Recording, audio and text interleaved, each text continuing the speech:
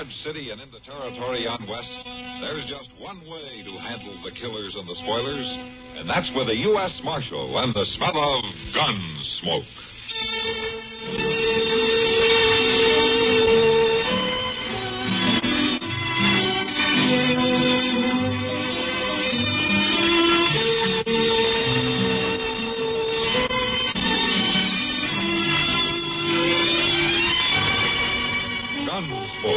Starring William Conrad, the story of the violence that moved west with young America, and the story of a man who moved with it.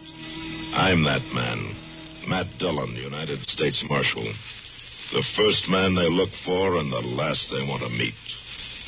It's a chancy job, and it makes a man watchful and a little lonely.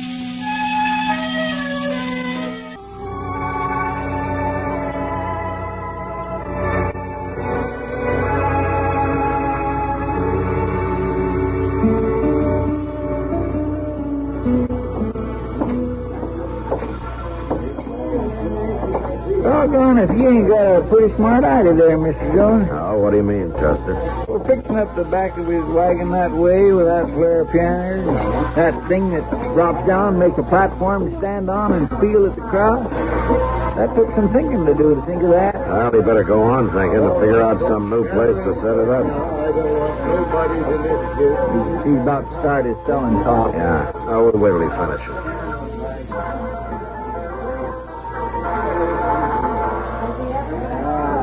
Music, did you?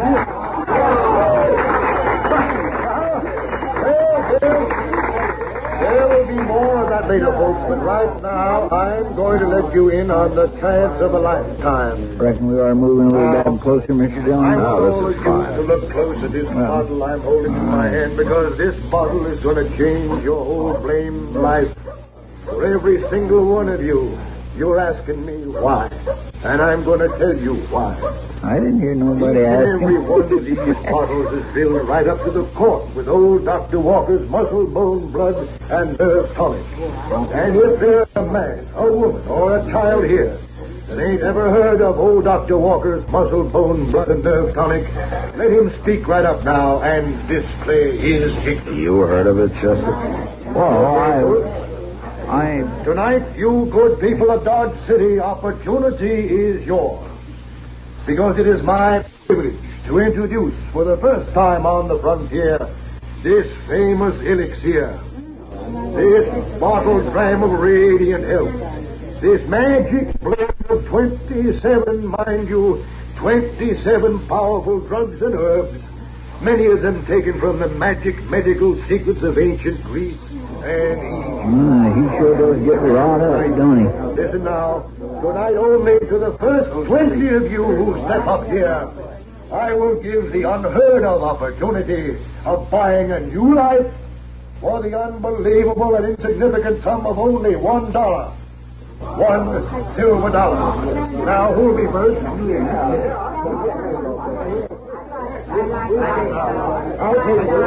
You going to tell him now, Mr. Jones? No, wait till he finishes with his customers here. Well, Mr. Jones? Yeah. Could I borrow $1 to pay them?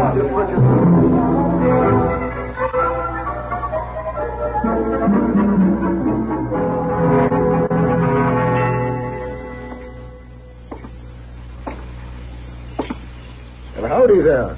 Just a minute, sir. I have to get you a bottle out of the wagon. No, I'm not a customer. My name's Dillon, Matt Dillon. I'm a U.S. Marshal here in Dodge. Oh, I see. Well, it's the law, Meg. Oh. My name is Hart Phinney, Marshal. Meg, this is Marshal Dillon. This is my wife. Pleased to meet you, man. What do you want with us? Now, Meg. Marshal, I know how some of these Tonic's people sell are. But this one of mine is different. I'll swear to that. Well, that's not quite what I mean. I had bad health, Marshal. That's why we had to leave Virginia and take up this kind of work. Live out in the open, the doctor said. And I'll tell you, I've been taking this tonic myself regular. And it helps, too. I feel a dang sight better than I ever did. Well, I'm glad to hear that, Mr. And the price ain't out of line either. It costs me 60 cents a bottle cash laid down in Kansas City. And if that's... wait just a minute, Mr. I'm not here because of this medicine you're selling. It's the spot that you picked selling on. This place? Mm-hmm. What's the matter with it? It's common-held land, ain't it? No, it belongs to a man named Grant Medford, a saloon keeper here in Dodge. But I asked a couple of people, and they said it was public. There's even a well on it everybody you Well, I know. People have gotten kind of into the habit of thinking of it as public property, but it isn't. Grant Medford took it up under the Homestead Act quite a few years back. He just hasn't gotten around to proving it up yet. Oh, but now he's aiming to. Is that it? All of a sudden? Right this week? Well, I wouldn't know. He still got a right to keep trespassers off, though. So he's filed a legal complaint, Mr. Phinney.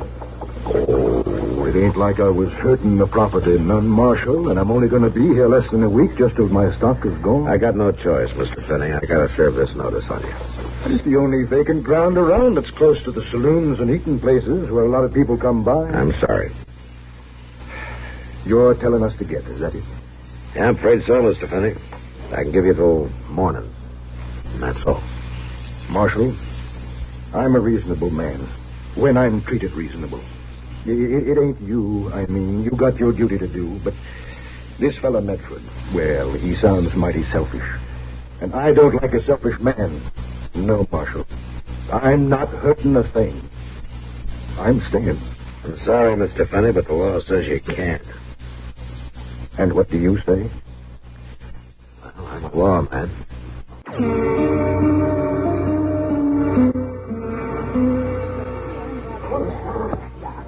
Let me have a refill of that rye whiskey there, Kitty. This one? Yeah. Why don't you just set it here on the bar? Sure. Why not? Go ahead. Pour it yourself, Mr. Medford. Well, I got to see what my competitors are serving, don't I? Evening, Kitty. How are you, Matt? Well, good evening, Marshal. Have a drink? Not right now, thanks, Medford. Did you get rid of them trespassers for me? They'll be leaving in the morning. In the morning? Why didn't you boot them out tonight? That won't hurt anything to let them stay till morning. Of course, I might be persuaded to let that woman of his stay around as long as she wants. She's a mighty good looker.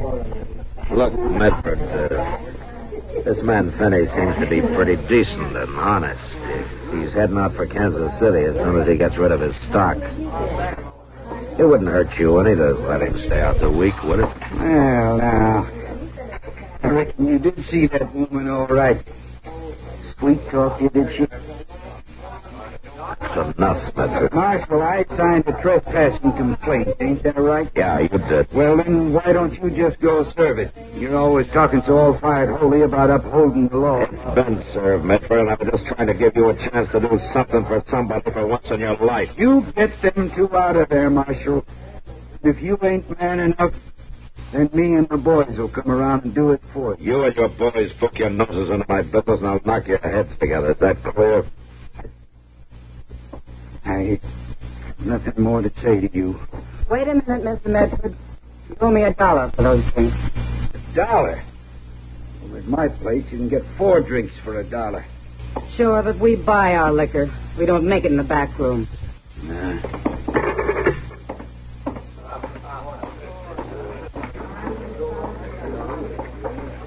Well, now, Matt. What seems to be the trouble here? You ought to know, Doc. You and Chester have been standing there hanging on every word, flapping your ears like a pair of jackasses. Oh, now don't you go taking it out on us just because you're riled up at Grant Medford. That man's got me riled up, too, Doc. Well, by all rights, I ought to be trying to run this Phinney out of town myself. You know, he's going to hurt my practice if that stuff makes everybody as healthy as he claims it will. I noticed you bought a bottle from him yourself, Doc. I did. Oh, yes, of course. Yes. Well, like I was saying to Chester, I wanted to find out what was in it, you understand. See if it was harmful or not, that's all. Well, if you ask me, there ain't nothing harmful about it. I bought myself 2 pints of it. Oh, yes, you drink anything as long as you put it up in a bottle. But just the same, Doc, it's got a mighty pleasant taste to it. It ought to. It's 20% alcohol. See, Matt, Grant Medford's a cheap, crooked skinflint.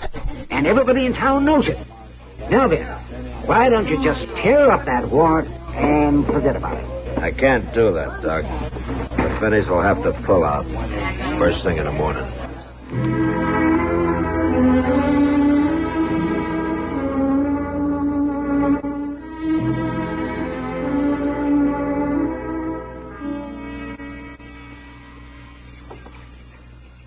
I don't know where he is.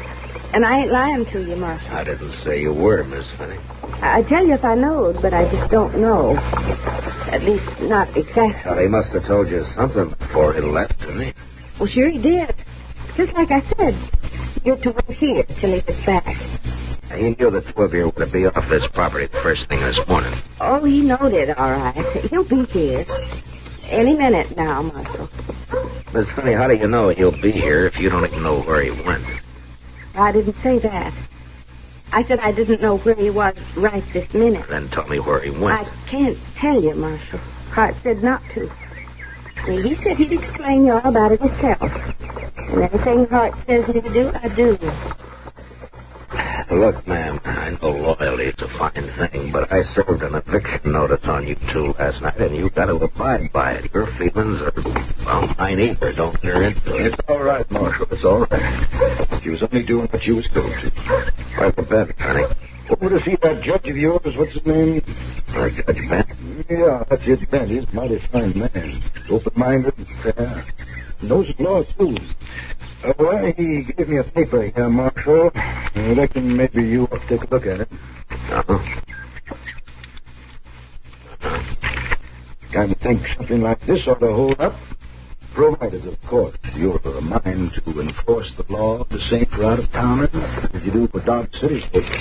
The man's right. He's right, Mr. Finney, no matter where he comes from. Then you will back up this here piece of paper? That might take some doing. Grant Medford's a hard man, and he's got some mighty tough boys working for him. Marshal, maybe the law here can't be bought out. But could it maybe get scared out? Why don't you just wait, Mr. Finney, and you'll see.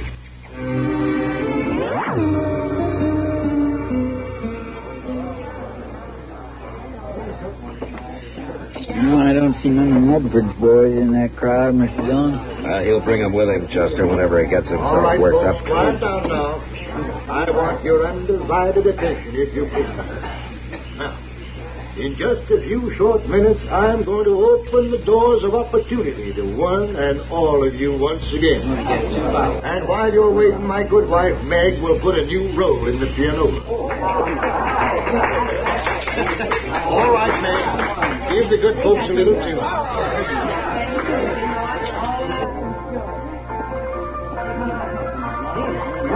Hello, Matt. Chester? Doc. You brought yourself a little extra help.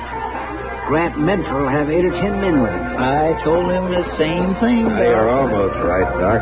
He's got 9 men left. Huh? What are you trying to say? Yes, by God. There they come.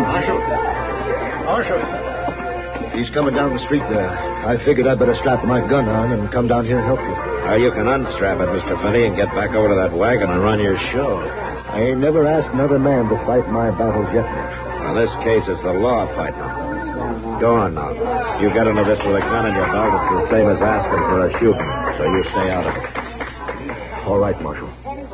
Come on, Chester. We'll walk out to the street and meet him. Yes, sir. Matt. You stay out of it, too, Doc. I will in a pig's eye.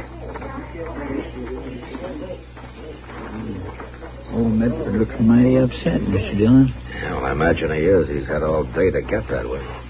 What's the meaning of this, Marshal? All right, that's far enough, you men. How come you ain't enforced that warrant, Marshal?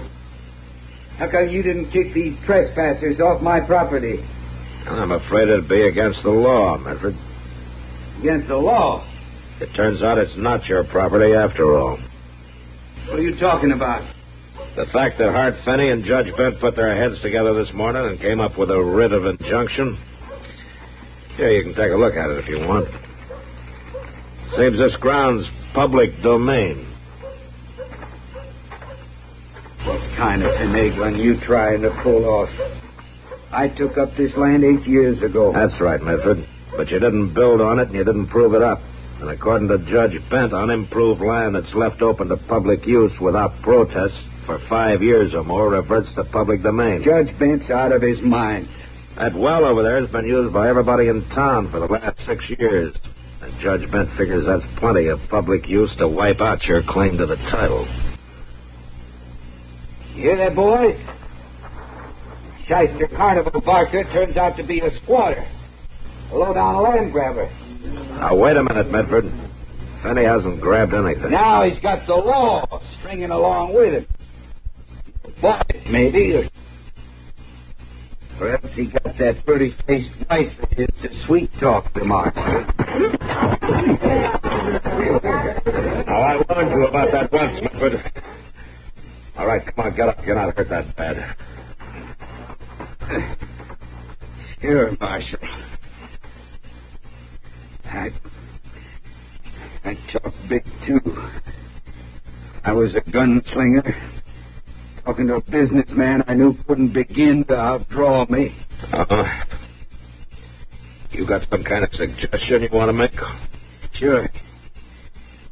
Sure, you take off that gun. I'll break in two.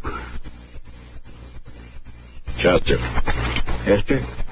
First one of Medford's men that makes a move, blow a hole in him with that shotgun. Yes, sir, Mr. Dillon. Here, Doc. Oh, my gun belt with him. I sure will, Matt. All right, Mr. Medford. Start breaking. I'm ready. I've been waiting for a chance like this. Watch out for his spurs, Matt. That's it. Good. You ain't broken anybody yet with a handful of your own.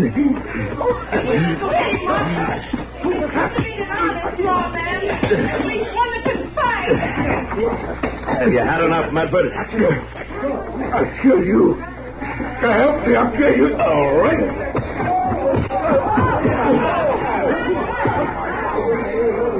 All right. All right. You men who work for him. Any of you want to pick up where he left off? Then pack him down the street and soak him in that horse trough. He can't lie here all night. Go on.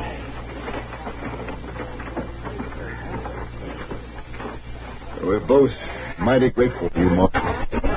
Oh, forget it, Mr. Tonic. It would have happened sooner or later, even if you hadn't been here. He's had it come for a long time. He certainly has, Matt, and you gave it to him. Good. You know, Mr. Phinney, you better grab onto this crowd and sell them some tonic before they start drifting away. My golly, you're right. Thanks again, Marshal. All right, folks. Gather in close now. Here's a big chance you've all been waiting for. Move up, please. Move up just a little closer. Well, looks like Dodge has got itself a new municipal park, doesn't it? Yeah. Looks like we're going to be civilized around here before you know it, Mr. Jones. We sure are, Chester. Excuse me, boys. I got to get me some more of that stuff. You're still testing it, Doc? Well, of course. What else would I be doing? Hey, tell me something, will you? Tell you what? You sure that stuff's only 20% alcohol?